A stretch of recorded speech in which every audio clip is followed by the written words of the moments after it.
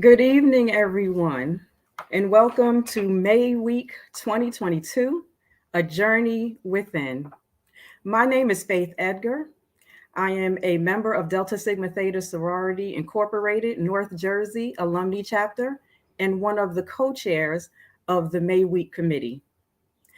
Delta Sigma Theta Sorority Inc.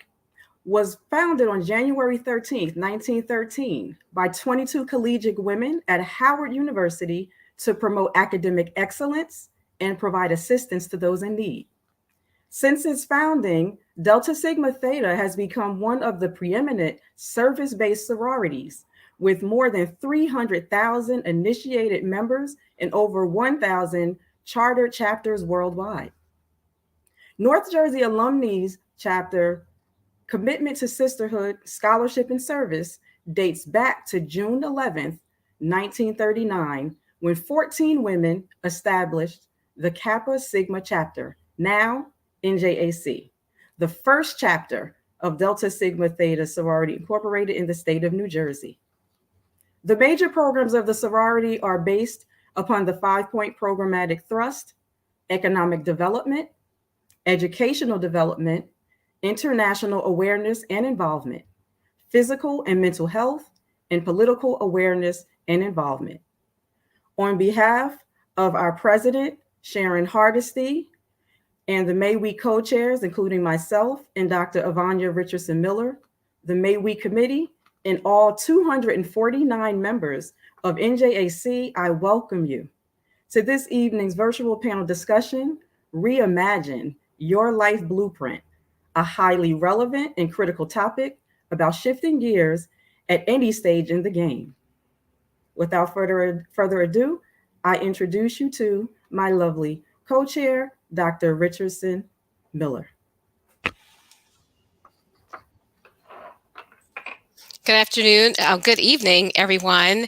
And again, welcome. And it is indeed my honor to be with you this evening to introduce to you, to actually moderate this panel discussion, this very timely and critical panel discussion. As we start this evening, I am going to introduce our panelists. And as I introduce them, they're each going to have an opportunity to share a 3-minute TED talk about their career journey. And then once we have gone through those introductions, we will then get into a moderated discussion. After that time, you will have an opportunity for Q&A. So without further ado, we're going to get started. And my first panelist that I'm going to introduce to you this evening is Claudia Ruffin, and she is the president of Ruffin Consulting Services. And so, hello, Claudia. Welcome this evening. And please share your 3-minute TED Talk about your career journey with us. Wonderful. Thank you so much. Good evening. Good evening. Thank you so. I'm excited about this topic. Would love to hear more and more about my co-panelists around their journey as well. So I know that my bio is out there. So what I would like to do is make sure I step into a few things that are not in my bio. One is when I think about reimagining my journey and a little bit about what I do, Ruffin Consulting and Training is a leadership development consulting organization, and we develop talent. We meet people where they are, individually and or in teams and organizations, and we design and deliver customized next level leadership performance that happens through programming, that happens through coaching, etc. So my career journey actually started off in an unintentional way. I was just working hard with my head down, assuming that my work would speak for me. And I learned over time that your work does not have a voice. You are the voice to the work that you do. So part of it is there unspoken, but you really have to take the initiative. So I started off in post-secondary education. Before doing that, I was tapped by professors at my alma mater, Morgan State University, where I received a BS in Information Systems and Science and an MBA. Because I was able to demonstrate how to simplify complex things such as the technology, my professors thought, hey, you should consider being a teacher. Again, unintentional. I just said, okay, sure, why not? So I started a post-secondary job in Baltimore, Maryland, where I resided at that time. And then while being there, that post-secondary school closed. And that caused me to look out a little higher. And then someone tapped me and said, "Hey, Claudia, what about higher education? Have you ever thought about that? You're great at training and teaching and technology. Give it a shot." And I said, "Okay, yes." Again, unintentional, but just being more reactive. People along my journey saw something in me. I wouldn't say that I didn't see in myself. I just would say that they saw something in me that at that time of the journey, I didn't see it as much. So I said yes, ended up working at Morgan State University, responsible for designing multimedia training for the faculty and staff. While there, associate tapped me and said, "Hey, you've been in the higher education world for some time. How about going into corporate? You're really good at change management and talent development." So at that point, the journey changed for me. I started to be more intentional about reimagining my journey as a leader. And it started with the work I had to do inside. What do I want? Why? And when? So I said yes to a job that moved me to New Jersey, where I reside now. I worked in corporate in New Jersey for a corporation, specialty chemical company. And in that organization, I was involved in training development, change management. And a year in that organization, someone tapped me and said, "Hey, Claudia, have you ever thought about working abroad?" Said, "No, I didn't." But at this point, I did reimagine my journey in the corporate world. And I asked, "Why do you want to know?" And they said, "We would love for you to extend your horizons. Could you please consider going abroad?" And I said, yes. So relocated to Germany. Anyone here speaking sprechen ein bisschen Deutsch is good because I love German. And I lived there. And in Germany, I was responsible for 600 positions worldwide, executive development. And I did a lot of work in Shanghai, France, and in Switzerland. And I left there intentionally now and reimagined myself being back in the US. I came back as one of the highest ranked females in the area that I was in around organization development. And what I'm not saying, I'm going to say it now, is the underlying fabric and thread to me moving and being ready to move, even if I didn't have a lot of clarity, came, I feel, from my background as being a former athlete, not knowing, but just always staying ready. So I came back and I wanted to pursue my passion of developing talent for the next level. And I started now what's called Ruffin Consulting and Training. This year will be 16 years in the business. So I reimagined myself from post-secondary education to higher education to corporate to global to being an entrepreneur. 16 years, various clients, various industries. I love my job because it's all about being service, tapping people, connecting with people, meeting them where they are, and creating the experience to help them get to where they're going, where they can repeat it over and over and become even better. Last but not least, in reimagining my journey, because of this thread of wanting to give back, wanting to be involved with others and youth, I started a nonprofit, and this will be year number 12, where we use sports as a metaphor for youth around life skills, wellness, and healthy decisions. So I am having a great journey. I love it. I get to refresh it all the time just by focusing on self and my main purpose. So thank you so much. I'm glad to be here, and I'll turn it back over to Yvonne. Wow, thank you, Claudia. You're And welcome. thank you for sharing that TED Talk on your career journey. It is exciting and filled with so many varied Mhm. experiences that I know that you will have a lot of value to add to our discussion this evening for our participants. So thank you very much. Next, I would like to introduce Ferlanda Fox Nixon, Esquire. And Ferlanda is the African American Chamber. She is employed with the African American Chamber of Commerce of New Jersey, where she holds the position of Chief of Policy and External Affairs. So, welcome, Ferlanda. Also, my soror of Delta Sigma Theta sorority, and please take this opportunity to share with our participants this evening your 3-minute TED Talk about your career journey. Great. Well, good evening, everyone. Thank you for inviting me. I feel honored. And I'm going to take my journey back to high school for a quick second. If you were to read my high school yearbook, the caption under my photo would say future lawyer. And so that's what I did. I went to Syracuse University undergrad, which is where I Delta Sigma Theta Sorority Incorporated, Kappa Lambda chapter. And then for law school, I went to a rival Big East school at the time, Georgetown, to get my law degree. And I started practicing law in Manhattan, and I was at a law firm for 5 years. And I started my family. I was commuting in from New Jersey, started my family, had my first son, and I got this strange notion in my head that I wanted to work in the state that I lived in. And so I looked for a job in New Jersey, and then I went in. So I went in house at a finance company, and I was in the law department there, and I ascended through the ranks of the organization, ultimately becoming general counsel of one of their operating companies. And I was the highest ranking African American woman at that company for 10 years. And that all was self navigated. I did not have any mentors to kind of show me the way. I figured it out all by myself.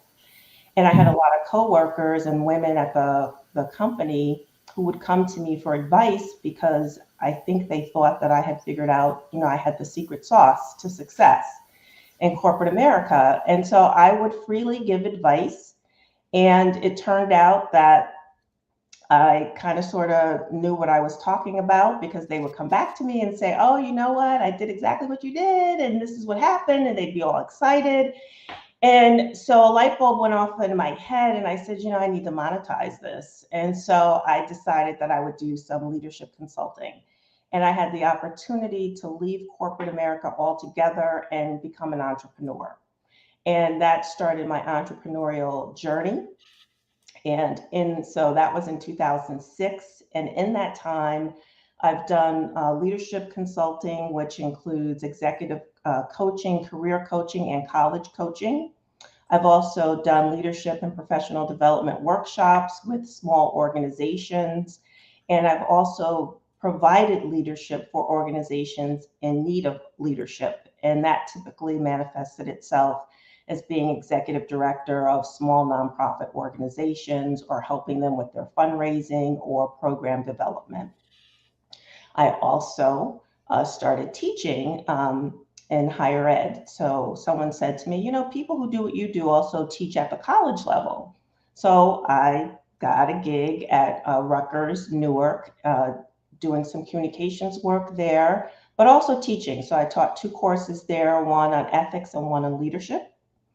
And then another stop along the way, I became a franchise owner. Owned a small online news site that covered hyperlocal news in the town that I lived in. I did that for 3 years. I actually decided to not renew that license, my franchise agreement, because the job that I have now with the chamber is a full-time job and very demanding. But I feel that all of the roles that I had along the way has helped me do the job that I do for the chamber. And in my role, I work on policy and engage with community stakeholders to come up with programs and initiatives that help the Black community and specifically Black business owners become successful in what they do. And so that's my career journey. And if I could very quickly tell you on the personal side, that's been a journey too. I was fortunate enough to marry my college sweetheart. Unfortunately, he passed away, and I was widowed with 2 small boys. And I was widowed for 3 years. I was blessed to be remarried and have a blended family. My husband brings the daughter, I bring the sons. And active in my church. I'm a Sunday school teacher, and I am still active in the sorority. I'm a member of the Morristown Alumni chapter of Delta Sigma Theta Sorority Incorporated.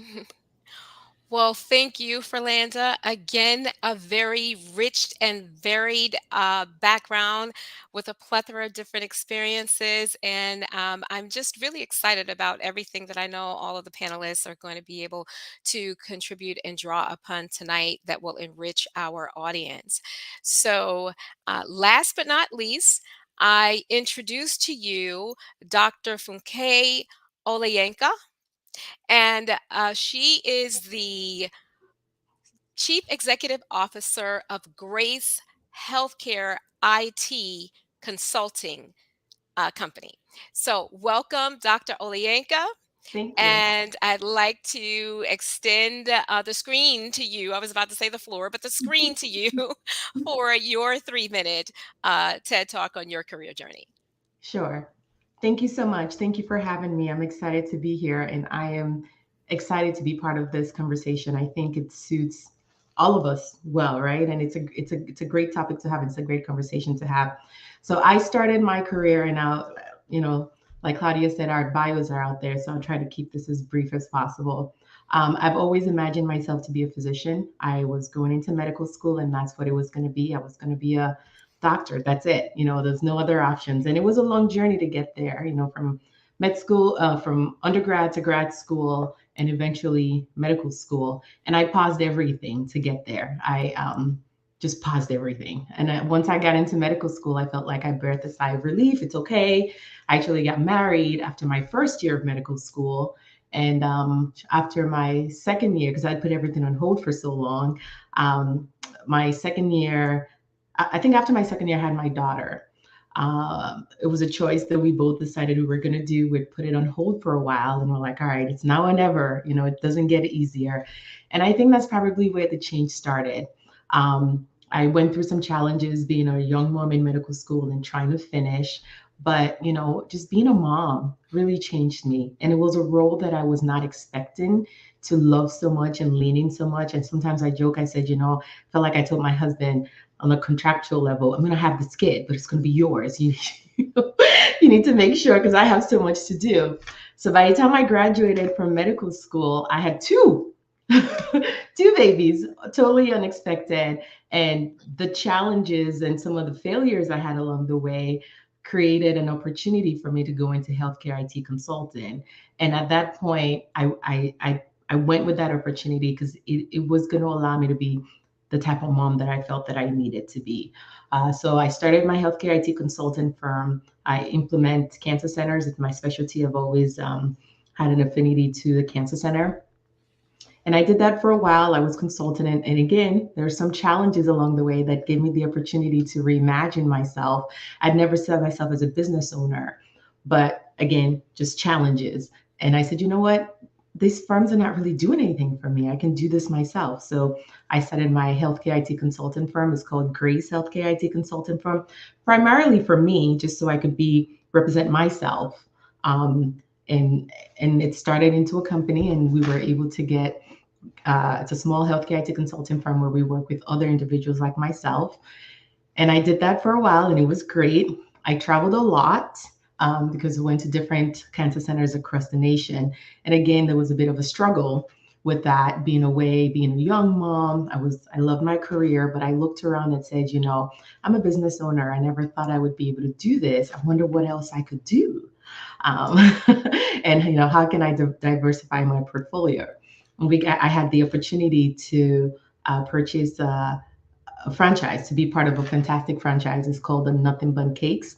So I'm the owner of the Nothing But Cakes in Wayne, New Jersey. When the opportunity presented itself, I leaned into it, and we've been open since 2020.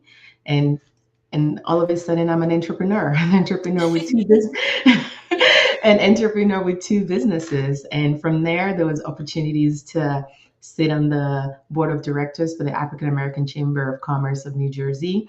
I leaned into that. I accepted it because it was an opportunity to serve others. Because I realized that even though I have some challenges along the way, I'm very blessed to be in the position that I am. And the opportunity to have a voice for others is important. So I leaned into that. I'm also on the board for William Patterson School of Business, also an opportunity to give back. So I think that's probably time for me. So that's my career so far, and as concise as I can make it. Thank you. Thank you so much, Dr. Olayenka, for sharing your career journey. And I tell you, the amount of varied experiences and the interest. I mean, all of you, you touch on so many things, and particularly, I thank you for even including the parts about your personal life, because it is so important that we have to factor that in when we think about our careers and reimagining our career journeys, because we have to think about our whole self, and that thing of trying to balance all of the pieces. So it's not just about the work and the career choice, but it's about the other things that we are involved in, engaged in, and have responsibility for as well. As we focus on this particular topic tonight, I just want to take a step back and talk about why we kind of some of the data behind why we chose to focus on this, which is the topic about reimagining your life blueprint or your career, and being able to shift gears at any stage in the game, particularly as we continue to navigate through COVID, because we're still in the middle of COVID-19 now, and the impacts that this pandemic has had not only on the jobs but on the workforce. So I just want to, before we get into the questions, I just kind of want to ground this in some data and some statistics. So according to this the 2020 this 21 career change statistics report that I was reading, 37% of the US labor force has changed or either lost their jobs in the year of 2020. So this is 2020, not even 2021's data added on here. And the average American worker has 12 jobs throughout their lifetime. So when we're listening to your stories and we're hearing about your career path and your journeys, I wasn't counting, but it was a lot of different shifts. So just to kind of frame that, the average person has 12 different jobs in a lifetime. Very different from like my parents' generations and the generations before them, where you went to work for a particular organization and you were there until your career was over. Um, According to the same research report, they say that workers have an average tenure of about 4.1 years with one single employer. As I reflect on it, it kind of does kind of sum up my experiences to a great extent. And then this is the one that really stuck out. 65% of American workers are actively searching for new for a new full-time job right now. So that's this data report. And again, just re-emphasizes why, my culture and I felt that this was such a highly relevant topic to talk about and discuss tonight. So now we're kind of setting the stage with that. We've heard about your career journeys. We've heard some data behind what's driving us to focus on this topic. I'd like to start out with our first question. And first question, I'm going to go to Ferlinda on this question. How would you define entrepreneurship, and how has that played out in your career journey? So I tell people that my definition of entrepreneur is a person who has multiple streams of income. And I use that definition because when you're an entrepreneur, you eat what you kill, right? And so you have to be flexible, you have to be nimble. And when I started out, basically, if someone asked me if I could do something, I basically said, I probably need to very quickly say, yes, I can. And so that was basically my approach was, if you're asking me if I can do it, I've either done something or somehow exhibited something to indicate that you think that I could actually do it. So there's kind of that sort of fake it till you make it going on. And so I would just say yes, as long as it was ethical and legal, I would try to do it. And so that is why you get these iterations of different things coming your way. Sometimes I did it as a 1099 independent consultant. Sometimes I did it as a part-time W-2 employee, whatever the organization really wanted and what their budget would allow. And that's how I started that journey. I owned revenue generating residential property, revenue generating commercial property. So I've been teaching. So it's when you're an entrepreneur, you just have to really be open to all of the possibilities and opportunities for you to generate revenue, to pay your bills and keep yourself going. Thank you. Thank you for that response. I'm going to go to Dr. Olayenka next. And so, Dr. Olayenka, you were on a very traditional path, as you described in your TED Talk, for your career in the medical field. And then you did the complete pivot. Can you elaborate more on your successes and how what you see as your failures have both contributed to your journey today? Yeah, that's a great question because I would not be able to speak about my successes if I didn't mention my failures. And I think for a lot of people, at least for me, it's easy to see someone and say, "Oh my gosh, they're so successful. They've done so much." But it's also important to understand that they've faced so many challenges along the way that's allowed them to get to that point. So for me, like I was sharing earlier on, some of those challenges and failures, because some people don't like the word failures. I'm very comfortable with the word failures because I failed a lot. I failed a lot. I did. But, for the sake of those who don't like the word failure, we can say challenges. So some of the failures and challenges that I experienced in my journey gave me the opportunity or forced me to lean back. And what I would say is I gave myself some grace, which didn't come easy because I wasn't a very traditional career. And, I'm African and, you can either be a doctor or physician or attorney. So I'm coming from also a very traditional family who expected you to do certain things in a certain way. And I wanted to do it that way. But I think what I would say is I gave myself the grace and I allowed myself to see the other opportunities around me that were eventually beneficial. So I would say those challenges and those failures forced me to dig deep and see other things that I was good at. Yeah, I can read for hours and take exams and regurgitate tons of facts, but that also meant that I could review a lot of different documents. That also meant that I could be a business owner and I could sift through pages and pages of documents and build a business and understand how it works and do grant writing. So, for anybody who's listening, if you're faced with a challenge in your career path, lean into it, give yourself some grace, and look at those areas of challenges and failures and look for opportunities. Dig deep and figure out what else am I good at? Or what other transferable skills can I take and go into another industry that there's an opportunity for? So I think that's what I would say. Yeah, that is great advice. I always like to keep a keen focus on transferable skill set and keep your options open, right? So, and I love your statement about giving yourself grace because I think that we can be our worst critics sometimes. So I love that, and we should all embrace that. Mhm. Claudia, coming to you. Yeah. So, reflecting on your company slogan, Mhm. your company's slogan is the locker room effect. Is that correct?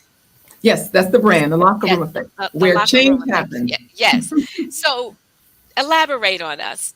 What is the locker Okay. room effect? Yes, the locker room effect, where change happens, is the brand for a lot of the work that I do. It's a way for me to give back, a combination of former athletes, working with pro athletes, working with non-athletes, being in the corporate world, responsibility abroad, traveling the world, coaching, being side by side with people who are telling me about a combination of things for themselves.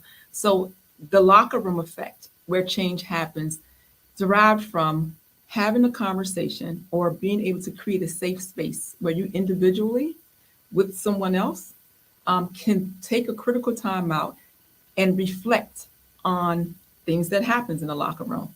What am I going to try on? What's different? So it's a safe space that you can create on your own. Here are a couple of things, and I can't help myself but to try to give some tools or some things to consider. This is like me asking you to take this with you and you can try it on. You can customize and see if it fits. When you think about the locker room, we only go in there for one thing. We go into locker rooms to change. And in this case, it's change your mind, be it emotional, mental, social, whatever the case may be. You decide what happens in your locker room. It's all about what you have control over. Every room that you're in, somewhere near the room that you're in, even now, as you are here, there's a thermostat somewhere that can use to regulate the temperature. I would like to offer you your own AC, your own AC, awareness and choice. Be able to regulate what happens in your locker room, in your mind. Reflect on, there are three things that I would invite you to consider in the locker room. Honest self-reflection. Just take that quick time out and look at the footage. Consider what happened, what's happening now, and how do I feel about it. These are things you can do on your own. Use your AC, awareness and choice, self-awareness. The other is make room. In the locker room, make room so that you can have space to change. It's almost like on a flight. Be a light traveler. One carry-on overhead, one carry-on that must fit in the overhead. So you only take what you need on board. The rest of it, you have to rely that it's going to get there safely as you packed it. And if not, you have a plan B, borrow something, buy something. So think about creating space, especially now and all the things you just said, Avanya, around what's happening, creating space. What is it that I'm going to stop doing, do more or less of, that's going to help me towards my reimagined or my desired outcome? And the third thing, identify who needs to know what you're trying on. Who needs to know? Is it your family? Is it a neighbor? Is it a boss? And this is for you, whether you're an individual contributor, an entrepreneur, profit or nonprofit, or you're a leader of people. You can do this yourself and or you can do it with others. So I invite you to create your own locker room, which is giving yourself the permission to take a time out and reflect. Self-reflect, make room, and who needs to know what you're doing so that you can ask for feedback and or be able to measure. So decide, how do you regulate? What are you dialing down? What are you dialing up towards reimagining? So that's where the locker room comes from, a safe place to make things happen. Change happens. I love it. I'm inspired. I'm ready for my locker room. I'm trying to calm down because you can see I'm getting into it. Yes. I love the way that you broke that down and given us the three, action items to take. So thank you so much for that, Claudia. We're going to move into our second question. And the second question, I'm going to start off with you, Dr. Olayenka. So, as people reimagine their life blueprint journey, what role should entrepreneurship play in their considerations? And why did you join the African American Chamber of Commerce? Sure, that's a great question, and I know that we're focusing on entrepreneurship, but I also want to let people know that it's okay if you stay in a traditional path of work. There is nothing wrong with a stable paycheck. There's nothing wrong with a W-2 that hits that account every time it needs to. So entrepreneurship, but also as well, if the opportunity presents itself and you feel that your skill sets are one that would be in line with entrepreneurship, definitely take that journey. I never imagined that I would be an entrepreneur. And some days, depending on what it is, I would rather be receiving a paycheck than signing paychecks. It just all depends on the time of the day. So I kind of just want to start with that and put that out there. And for me, as an entrepreneur, I started my own healthcare IT consulting firm, and that had its own challenges. So sometimes, and I think that line of entrepreneurship, if you are very unique in what you want to do, like I had a very niche market, and it's one that I still enjoy, that I still do, give yourself an opportunity to explore. If there's something that you have to offer, either companies or people, and you're fulfilling a need and you have a niche market, an entrepreneurship route may be a great way to go. And you may even be able to combine it with your day-to-day and your W-2, because a lot of times you need something that can sustain your hobby, right? I also, as I mentioned before, I also own a bakery, which is also part of a franchise. After running my consulting firm for a while and looking to diversify my income and streams of income, I thought, yeah, it's a great idea. I should buy a franchise. And I leaned into that because I wanted something that was ready to go. I didn't want to think of the logo. I didn't want to come up with the SOPs and all the things that you have to do when you run your own business, which is a lot. I love the product. I don't know if anybody's ever had our cakes. Find the closest one next to you. They are delicious. So a franchise might be a great option for somebody who's looking into entrepreneurship, who, is a rule follower. I'm a bit of a rule follower. I can follow the rules. I can, color between the lines if I need to. So that was a great option for me. So as an entrepreneur, if you're looking into that, you have a couple options. You can either start your own thing, or if there's a product out there that you already like, there's no need to reimagine the wheel. If it's already there, you can just buy into it. So that's an option as well. And that led me into the chamber. I met Mr. Harmon, who is the president of the chamber, and I'm sure Ferlanda will agree, he's a force to be reckoned with. Yes, he is. Yes, And he is. yes. And I understand that even with my challenges, I am blessed to be in the opportunity that I am, to be a business owner, to be able to purchase the franchise. And my franchise, by the way, we opened January 31st of 2020. So about a month before the pandemic hit. So that's another challenge of its own. That's another talk. And with that, I think I woke up and I realized that, I'm not in this alone. I'm not in a traditional journey. I'm an entrepreneur and I'm with a bunch of other people. And just seeing different businesses close and not being able to make it, I realized that we were able to make it through. Both of my businesses were able to get through. I had something that I needed to give.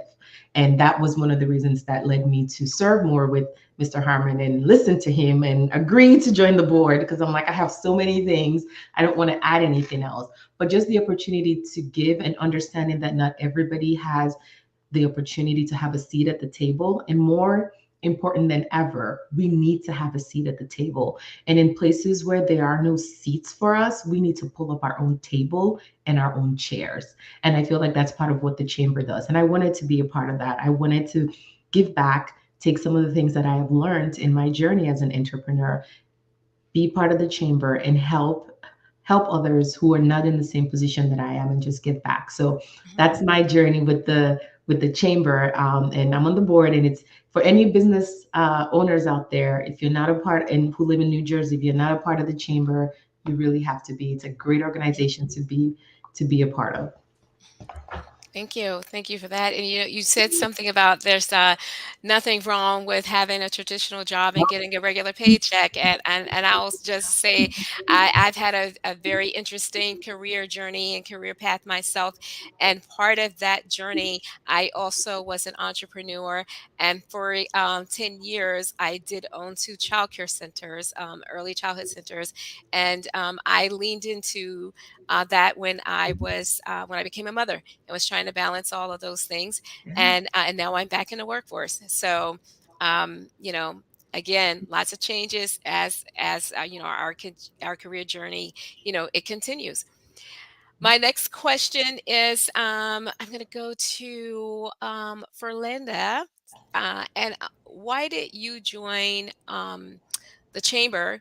And can you elaborate on the resources that are out there to support entrepreneur success? And Dr. Olayenka was kind of hit on that when she was saying she encourages you, if you're a business, to join. So if you could Right. talk more about that. So it's the funny thing is, 3 of the 4 of us are members of the chamber. So in addition to being on staff, I'm actually a member. I started, but I joined the chamber kind of backwards, because I was not a member of the chamber. I was asked to come onto the board. They were looking to diversify the board and get more women on the board. And someone that I go to church with, who actually now is the chair of the board, approached me and asked me if I would be interested in serving on the board. I was interviewed, and I was offered a position to sit on the board. So having now been invited to be a member of the board of directors, I said, well, I should join the chamber, right? And so I did. I joined the chamber, and here's what I like about the chamber, and here's what the chamber does. And this is why we need a Black chamber, African American chamber. First of all, our chamber was founded 15 years ago by John Harmon. And so he's the founder, president, and CEO.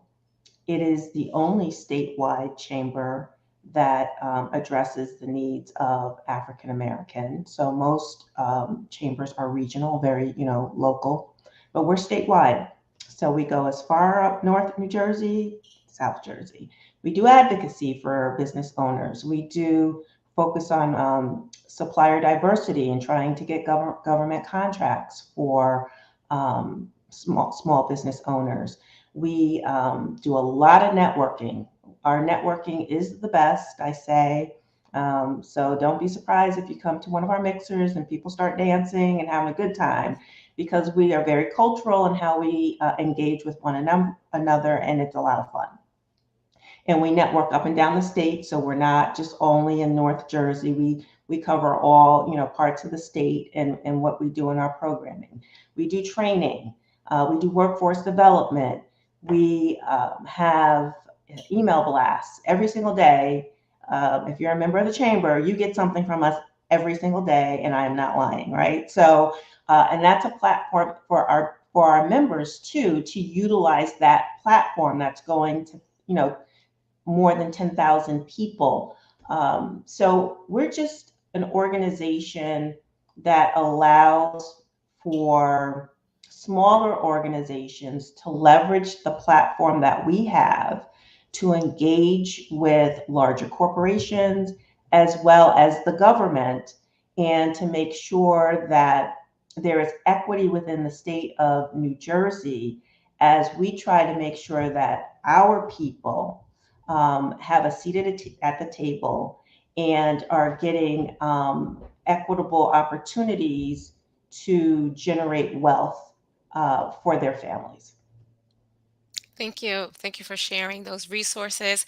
I hope that our participants are jotting them down. And if you are considering anything with entrepreneurship, or already are in that role, please do take advantage of all that the Chamber has to offer. Claudia, I'm going to circle back to you. Okay. And you have a book that's coming out. If you can tell us what the title of that book is, but particularly, I also want you to go in some detail about one of the particular concepts that you discuss in one of the chapters, and it's an acronym BAM, BAM, which stands for making business as athletic moves. Yes, yes. Yeah. Thank you so much. Thank you for asking about the book. I have to hold off on the title because it's not finished and it Okay. keeps changing. Okay. Because the more I write, because a lot of it has to do with a lot of the coaching that I do with CEOs or people leading multi-million-dollar business lines and throughout the country and global response. So I find myself kind of shifting. So I said, okay, make the title last, but I'm almost finished. But the specific chapter that you referenced is called BAM, Business Athletic Moves. And I can't help myself, but I do use sports as a metaphor. I always share with people that you were hired to keep your business competitive, be it an organization that you work for, or if you decided to start your own organization. There's an element of being competitive that's in there to be sustainable and to be able to offer and be of service to others. So BAM is a way to use athleticism as a metaphor, look at some of the commonalities around helping people find a neutral space that says, hey, you can continue to make business moves. And it can look similar to that of, for example, when you look at professional athletes of any sport, male or female, individual or team, things such as, and some of my colleagues referenced some things today, getting out of your comfort zone, mental agility. Athletes do that very well. And using that as a business move, for some of us individually, if it's an individual contributor, contributor to a key project, or again, leader of people, agility is so important. It's about thinking quick, making decisions, dealing with ambiguity, and all of it is in a framework of trying to reach a goal.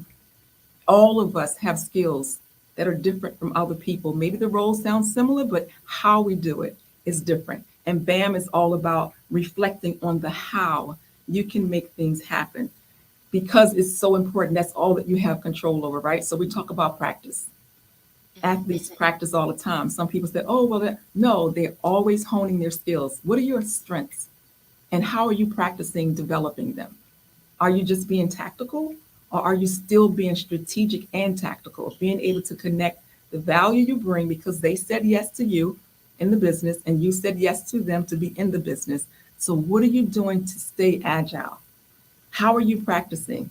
Another quick one would be what habits are you so aware of that you're being very intentional about it? And habits is an acronym. It stands for how attitude and behavior impacts thinking strategically. Everything ties to the athlete, the athleticism of agility, practice, getting out of your comfort zone. You know how athletes stretch? How are you stretching? Are you stretching yourself? Because that stretch is what you will need to continue to stay ready. So there are quite a few things inside that chapter that's really business specific, and we focus on how to in the game of business. So I can go on and on, but I won't. But thank you for asking about it. Oh, yes, thank you. And that word agility is so critical. And that's the one thing that COVID has taught us and taught businesses, whether you're Mhm, working for a business or whether you're an owner, the value and the critical necessity to be an mhm, agile business and to be able to pivot and to be able to readjust and reflect and reimagine even mhm. within your day-to-day responsibilities of whatever your job is or your business or your industry, um, for whatever it is that the circumstances are presenting that day, because I don't think there's anything that has impacted the business world and the workforce like COVID has, and so suddenly and so drastically.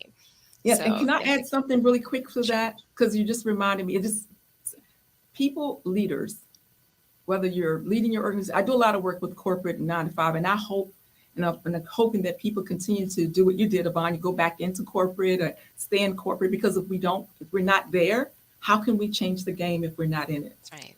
And so I am a big fan of no, what do you need while you're in corporate? I'll be on the sideline, I'll show up in the locker room and support you along the way. But the other piece I wanted to add quickly to that is if you are a leader of people, it is so important, especially now, that you tap into their skill set. What is it that motivates them? Where is their energy? Because people are deciding, I'm not doing this anymore, I'm doing this. And if you're a leader of people, do you know what that is? So sometimes we have to reshape our approach to make sure that people are whole, motivated, inspired, and committed. Because some people are pretending because they have to. And we don't have to do that. Hmm. Now is a great time to tap into what does that individual talent look like as a coach, and you play to their strengths. You set up game plans with them to help them score because when they score, you win. Yeah. Yeah, that's critical advice. I was reading something the other day about stay interviews, and it's really just about what you're talking about, but I like the way you put it into the metaphor of sports as you do so eloquently Oh, always. thank you. We are coming into our final question for our panelists for this evening. And this one question, I'm going to pose this question to each of you. And so we've talked about so many changes and pivots and reimagining that you've done along your career journey. So this question I'm asking of you is, as you reflect on the changes you've made, as you've reimagined your career and your life blueprint, how do you define success? I'll leave it open to who wants to go first. I'll go first. Okay. Thanks, Ferlanda. Yeah, thank you. You're welcome. So for me, when I do my leadership coaching, when I'm advising people, I always try to tell them to look in terms of legacy. Mhm, And my definition of legacy is something that exists primarily because of you. So if you were not around, that thing would not be around. And so I use children as an example. So your child is your legacy, and try as they might to, deny you, they would not be here but for you, right? And so that's your legacy. So whenever I go into any situation, I try to think about how am I going to take that organization to the next level? What is it that I'm going to do so that when I am gone, people will look back and say, well, we do X, Y, and Z and have one, two, and three because of Ferlanda, right? And so to me, I define success when I have achieved that. And so for most of us, we never really feel like we've adequately achieved it, right? So that's what keeps us motivated in that. And you can always do it a little bit better, right? So that's what keeps us motivated. That's what keeps us reimagining and reinventing ourselves. And so that's what I'm striving to do. I'm striving to build a legacy for my family. I'm striving to create generational wealth for my family. And when I have achieved that or gotten as close as I feel I can, then that's when I'll say I've been successful. Thank, thank you. Wonderful. I can go next. For me, it would be very similar. So thank you for that, Yolanda. It reminds me, I'm actually going to make a little note for myself. I don't have children, but I have godchildren, godson, and nieces and nephews, etc. And so, yes, that legacy is so important. For me, I measure by whatever it was that I determined as predetermined vision and goal, um, being able to measure that with quantity, quality, and time. And did I hit those three measurables or two of them? And if I hit at least two out of the three, which makes it measurable, then I ask myself, what else did someone else gain from it?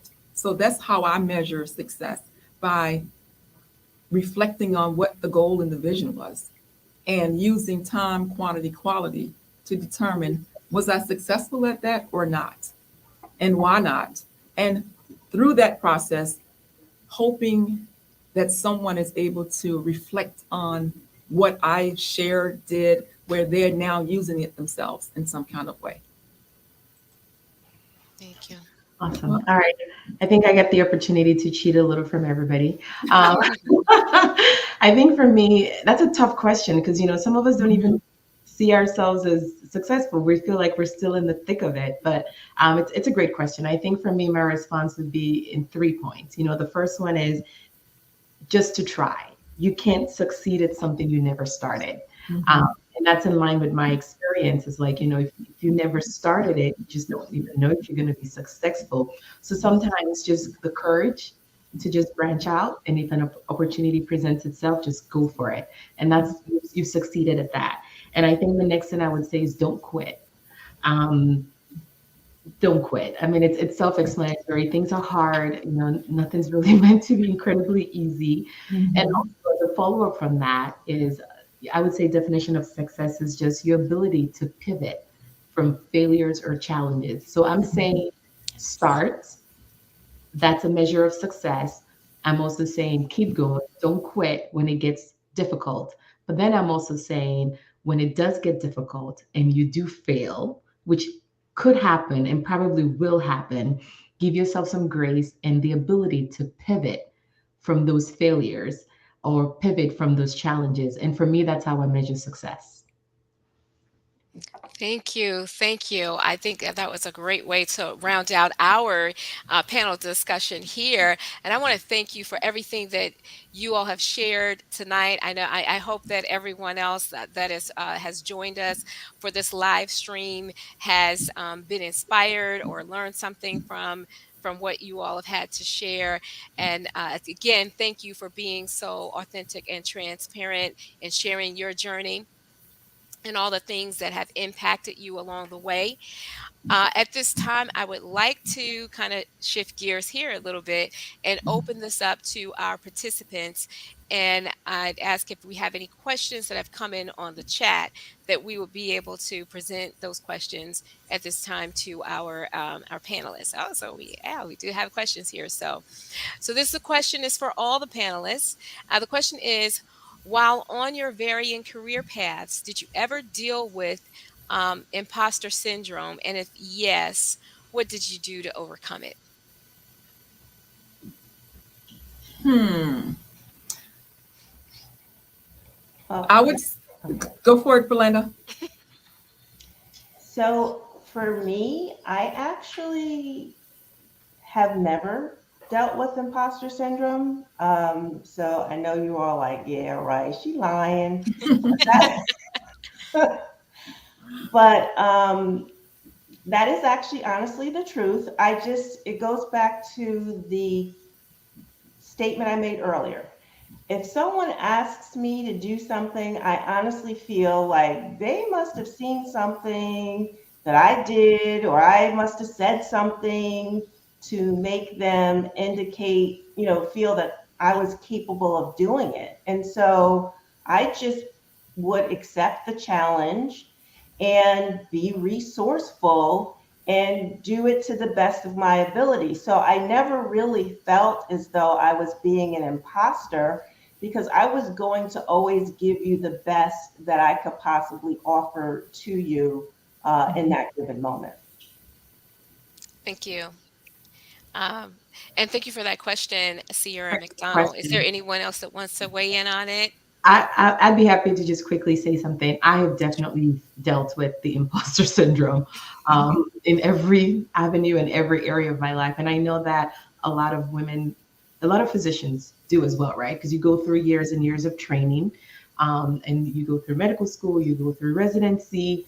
And then after residency, you're all of a sudden an attendant now. You make those final orders in that patient's life. And for a lot of them, it's a life or death situation. So I know that that's something that a lot of, in that career field, a lot of people deal with. And what I would say is, so it's perfectly normal if you do feel that way. How do you overcome it? In the medical field, we're told all the time to just remember your training. You didn't get here, you didn't go through years and years and years of education to get here and not have the skills that you need to do what you need to do. So whenever you find yourself in a situation where you feel like you're an imposter, if anybody needs to hear this today, you're enough.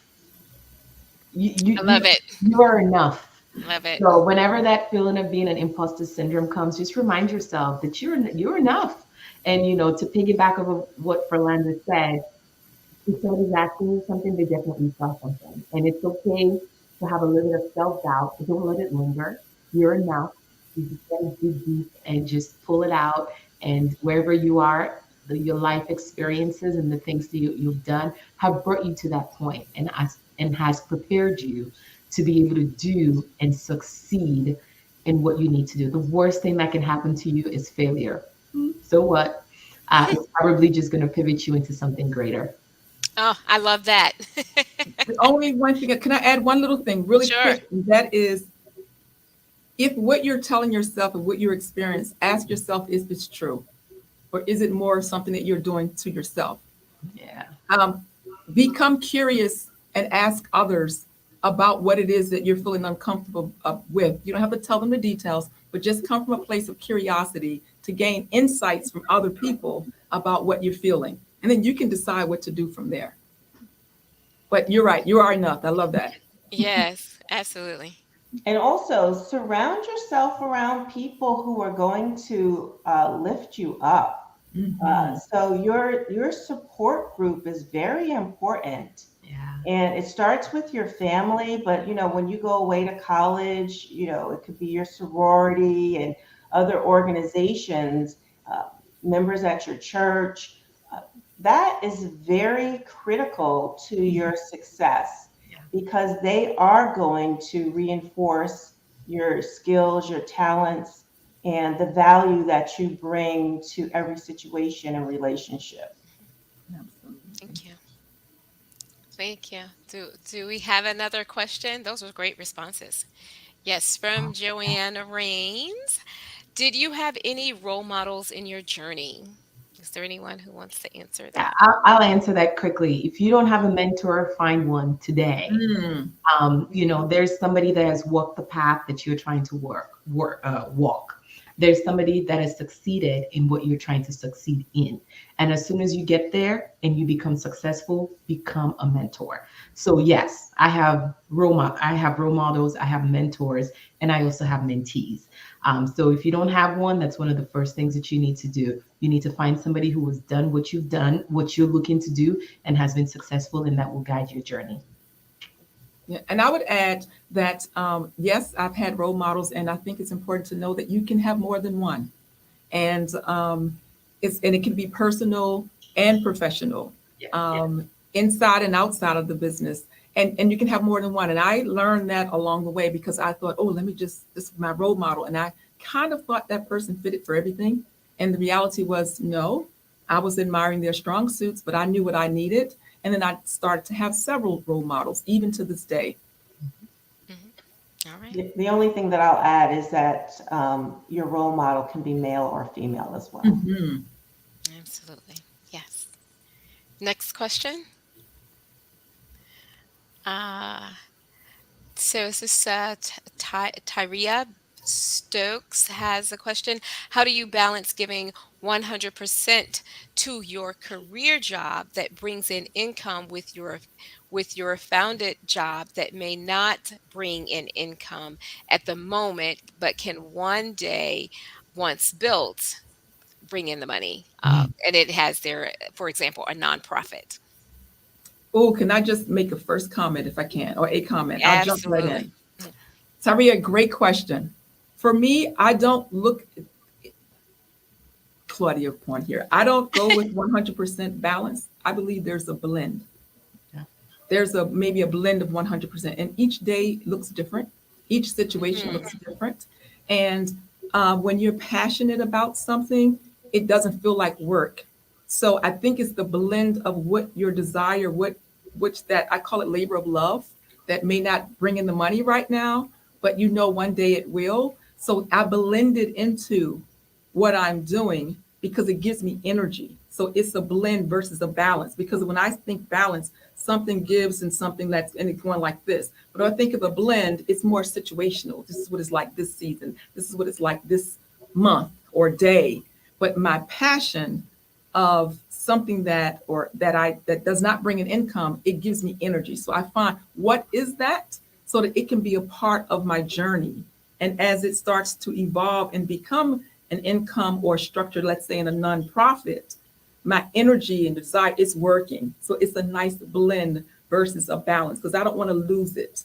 I want to connect with it. Hope that was helpful in some way. Yeah. Great. That's great. That's great. Yeah. Yeah. So I just want to use, because I was going to say passion, patience, and ingenuity. And Mm. when I talk about ingenuity, I actually was thinking about the blending. So the example that I use for myself personally, so remember, I was widowed with two small boys. So I tell people when you're widowed, you're not a single parent, you're a solo parent. And so when I had to sign my oldest son up to do soccer, I knew I wouldn't be able to make the practices unless I was in control of when they practice. So I became a soccer coach. Didn't know a single thing about soccer at all, but my son was at every soccer practice, Mhm. at every soccer game, and that's the blending that Claudia is talking about. Yeah. Oh, yeah. That's great. That's great. Any other questions? Do we have in the chat? Okay. So Troylene Ladner has a question for Dr. Olayenka. As a consultant, do you maintain a medical license? In parentheses, she says all those continuing education hours is what she's referencing. And are you hands-on at the cake business, at the Nothing But Mm. Bunt Cakes business? Yeah, I am. In fact, this week is one of our busiest weeks. Mother's Day, Cinco de Mayo Mm. tomorrow, Teachers Appreciation. Um, it's Nurses Appreciation Week. I was in the bakery frosting some cakes yesterday. So yes, I'm very much hands-on. And how do I maintain? So when I graduated medical school, I went into healthcare IT directly, and a healthcare IT consultant, and I hold multiple certifications that I do have to maintain and I do have to study for. And you just do it. I don't always do it all at the same time. As I mentioned earlier, when I decided to do the bakery, I took 6 months off. I knew that the bakery needed my dedicated attention. I took 6 months off, but it led to a year because, like I mentioned before, COVID hit. So I couldn't go back because this is a brand new business that's been open for a month and the whole world is on lockdown. But we're a food industry, so we're open. And I have loans that need to get paid, so we're open. Um, students, medical school loans, and the loans for the business. So it stayed open. So it turned into a year. I went back into consulting last year, May, and now I try my best to blend both. I'm learning from Claudia here. I try my best to blend both. And I think one of the ladies mentioned earlier for the bakery, I have a fantastic manager. You have to train people. You have to leverage your resources at all times. My motto is I don't do anything unless I'm the only person that can do it. So if I there's love any, that. if there's which includes laundry for my children too. So I take that logo, I take that slogan with me everywhere. If I look around, if I'm doing something and somebody else can do it, they're going to be doing it because there's a lot of things that I can't do and that I need to do that nobody else can do that I need to focus on. So it's a blend. I was going to say balance, but I've learned a new word today. Yes. It's a Mm. blend, but you know what? It's what I chose to do. I love doing both, and I still have been a mom to very two active young children and a wife. Let's not forget about my husband. So I do my best to blend it all, and when I need to take a break, I take a break. I'm just coming off of vacation last week, and it was fantastic. So I do my best to blend it Mhm. all. That's great. Um, is there another question? Yes. Okay. So, given your respect, this is from Valerie Brown. Given your respective roles, what tips can you offer for work-life balance? I think this is going to be work-life blend. Yes, it is. I mean, I'll answer quickly. I just came off there's seasons. You have to just give yourself some grace. All of 2020, I had no choice. There was no balance or blending. I went to the bakery, I opened it, I closed it, and I went back home and slept and woke up and did the same thing over and over again for months. And when the opportunity presented itself that I had some extra time that I could go off with friends and celebrate people and celebrate family, I took that opportunity and I went for it. So sometimes, and depending on what season of your life you're in, you don't really even have a choice, depending That's on the roles that you're in. So I think for me, that's my experience. I try very hard to stay present and whatever opportunities is out there that presents itself for me to do what I need to do in that season, in that time, I go for it. And what I True. wanted to add is that you just need to know your limitations, Mm. and you need to know how to speak up for yourself. So, the work that I do for the chamber, there are times when I have to do a lot of writing. And if you've ever done kind of a intensive like storytelling type proposal writing, you can't do other things because your mind is you're singularly focused. And so I will say to them, I'm going dark because I'm writing, and like they know. So you have to know what your limitations are, and if you can't do something, you have to say I can't do that, or you need to help someone prioritize your workload for you.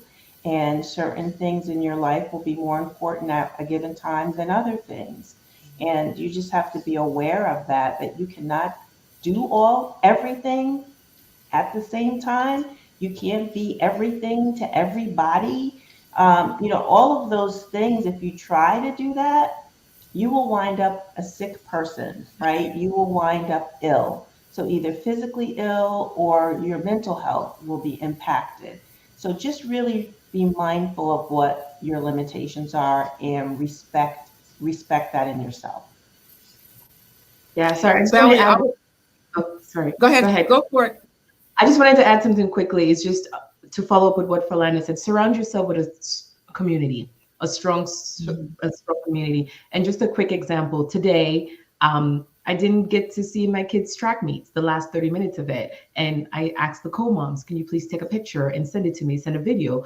I spoke to my daughter ahead of time. I'm so sorry I can catch the 2 races, but I can't catch the last one. As we speak, a good friend of mine, Dr. Chi, drove my daughter to soccer practice. And as soon as I get out of here, I am dashing out and I'm gonna go pick one up from one place and pick one. We can't be everything. We can't do everything. We have to surround ourselves with find your tribe. Surround yourself with people Mm, that will be very there nice. for you. Mhm. And if you're in the tribe, you're also there for them when they need you. And that's just how we get through it. We help each other and we support each other. Sorry, I just have to say that. True. Absolutely. And all I would add is we all have one life to live. Enjoy Yes. the moments. Yeah. If I know that there's no one a part of this listening or watching that's a perfectionist, but I am a recovering perfectionist. Enjoy, enjoy what's happening. Strive for excellence, which leaves room for others to join in to support. Don't forget about your circle. Don't forget about the people around you as you are pursuing something. It's that blend again. So enjoy because you can't Mhm. redo it. You Mhm. only have one time. So my tip would be whatever it is, enjoy it. If it doesn't work right the first time, make the difference the second time. Yeah. So I have a question. Any regrets along the way? Hmm. I I have, haven't. I haven't had any so far. Yeah. I feel extraordinarily blessed, and I try to say that often and remind myself. Even I don't. It doesn't mean that every day in my life is I'm on cloud nine, but so on the days that are not as pleasant, I remind myself it could be worse, right? I generally feel very blessed and quite honestly highly favored. Mhm. And because I feel that way, I feel that there's a lot expected of me. And I try to live up to that expectation. But it actually goes back to the other question and what Claudia said about being a perfectionist, right? So, yes, it's okay for me to think that people are expecting more of me and for me to try to deliver. But it's also okay for me to realize I'm just only one person, I'm a human being. And while I'm here, I'm going to give you my best. But I also recognize that as a human, I do have my own limitations and I will respect that. Yeah. Wonderful. I don't have any regrets, but I do have things that if I had to do it over again, I would do it differently. So what I do is whatever that is, when I reflect back, I make sure I share that with someone else as a nugget or a suggestion if I see that they may have potentially a similar experience. But no regrets. Grateful. Very very grateful. you ladies are phenomenal. I would have to say that, at some point I felt regret. And I took what Philanda said is until I went further down my journey and realized how blessed I was, Mhm. then I was able to let go of the regret. But I definitely, in my younger years, would feel like, oh my God, I regret doing this. I've said those words and I've had those feelings. But both of these ladies are absolutely right. I wish I had arrived at that much earlier in my journey. But I look back and I realize, and that's why I harp so much on my failures, is that, the things that I regretted doing because I failed at it, I realized that my success is, it's a spring off from all of those challenges that I had. So for anybody who may be feeling regret, what Philanda said, look deep down, whatever position that you're in now, you're blessed.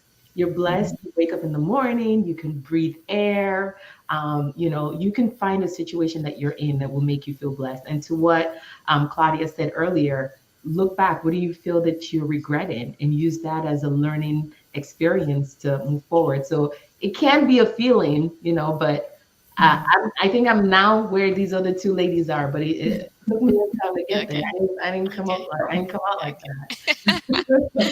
Thank you. Thank you for that authentic response from all of you. And I'm going to ask my co-chair. I know we have a couple of resources. If she could drop those in the chat.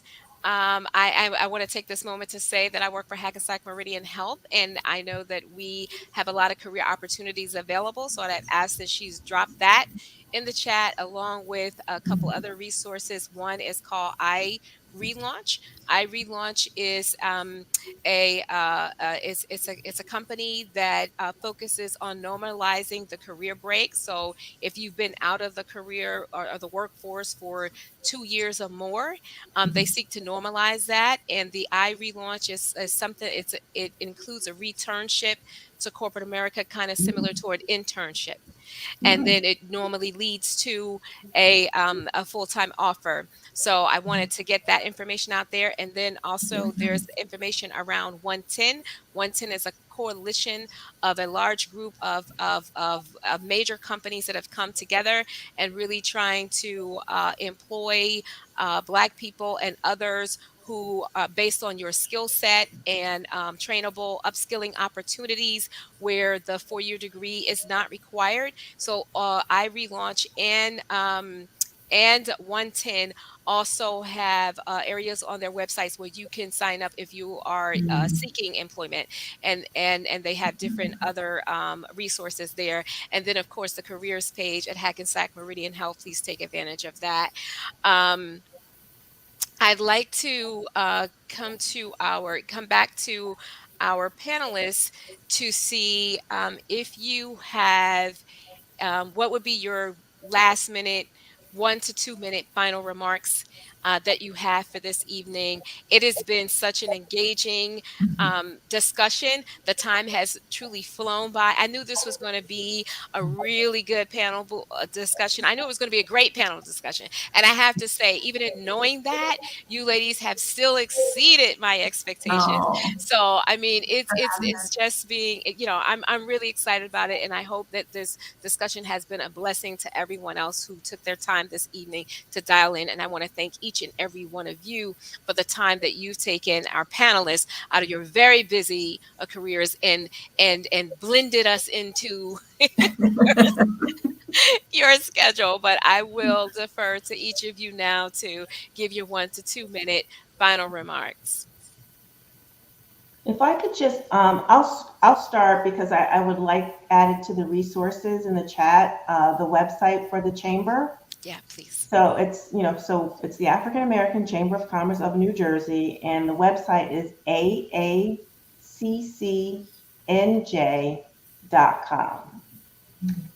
Great. So I'll repeat it again, aaccnj.com.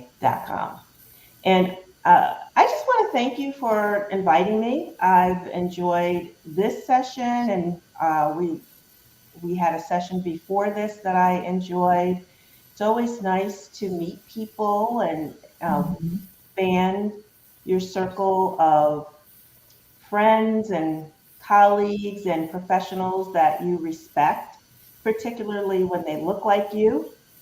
And so I'm honored to have had this opportunity and also to share my experience, my journey. And I really don't have 2 minutes to give you to close, but I wanted to let you know how grateful I am to have been included this evening. Thank you. oh, wonderful. If I could jump right on that, right behind Ferlanda, because I echo what she says. Thank you so much for the opportunity. It's great to know that you all are out there and spending the time. So I'm grateful, and being as an entrepreneur and having the different business streams, oftentimes you're by yourself, and to be in a forum and in a session like this is just so refreshing. And so thank you to my co-panelists, Vanya, and again, for those who are out there. What I would like to leave with you and ask you to consider is to remember that you have an AC that you can use to regulate any I love it. situation. And the AC stands for awareness. And once aware, self aware, environment, people, culture, whatever it is, you have the power to make the choice of, do I need to dial something down or dial something up? And it can happen real time with anyone, anywhere. So use your AC.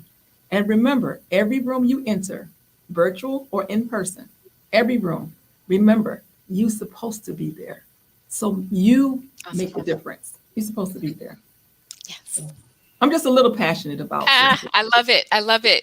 Dr. Oliyenka, just one moment. I also want to ask my co-chair if you can drop in the link. We have a feedback form. We ask you to, it's a quick feedback form. If you can click on that link on that form and, fill that out for us so that we can get some feedback from you today. Thank you so much.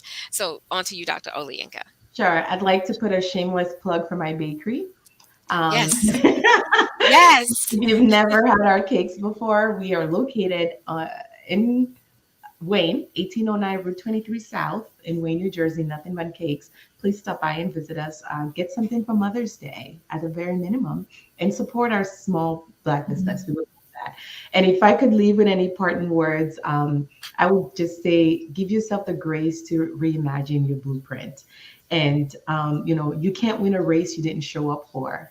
Love So it. Mm. just Mm. Love it. show up for yourself, show up every day, try it. You can't succeed at something you just never started. So just give yourself some grace and just go for it. And thank you so much for having me. Thank you, Thank you. ladies. This was a fantastic Yes. conversation, and I'm honored to be on this panel with you guys. Thank you. Thank you so much. So I see the link is in the chat for the feedback form. So please make sure you copy that, paste it in your browser, and give us that feedback there. I also do want to just put a reminder out that we have another event tomorrow night, and this is an in-person event. It is at Aruga's Sports Bar or sports restaurant in North Plainfield on Route 22. We're having a mixer, starts at 5:30 tomorrow. Please come out and join us as we reconnect in person and get together. It's free admission. Of course, there's food and drinks for purchase. Along with that, we are combining a book donation, a book drive that will support the Hackensack Meridian, Hackensack University Medical Center NICU department with the book donation. So please, all are welcome. We look forward to having you join us tomorrow evening. At this point, I don't know if our president was able to join us and is available to make any final comments, but I will also offer the opportunity or moment for my co-chair, Faith Edgar, if you have any additional comments that you would like to make. Just wanted to say thank you all so much. I don't think that words can describe the impact that you had tonight. Looking through the chat, so many people have been inspired and motivated and ready to reimagine their life blueprint. So we just can't thank you enough on behalf of our president, Sharon Hardesty, and the entire executive board and the entire chapter. Thank you, thank you, thank you.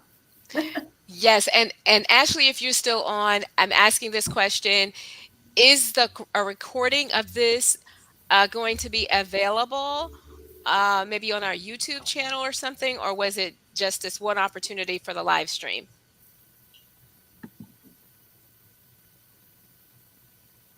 I don't know if Ashley's still on or No, not. I think she dropped in the chat. She had It a will stay Okay. on, it will actually stay on YouTube and Facebook. Oh, okay. So, okay, that being said, I didn't want to misspeak. So, all of you who are on tonight that you've been so inspired, you can go back and get yourself re-inspired if there's anything you need to listen to again. But please do continue to share this link. I would, it's my hope, my prayer that our hope, our prayer that we can touch as many people as possible out there with this. And so again, it has really touched me. So, and I think it's just filled with value and loaded with all types of nuggets and advice. So please do, as we shared those statistics earlier on, there are many people out there that need to hear what these phenomenal women had shared with us tonight. So please continue to share this information so they have the opportunity to be blessed by this very enriched panel discussion tonight. And again, everyone, be safe. I thank you for your time, and I hope to see you all at Arugas tomorrow evening, 5:30. Thank you. Thank Thank you you. again. Take Thank care, you. everyone. Thank you Good so Bye. night, much. y'all. Good night.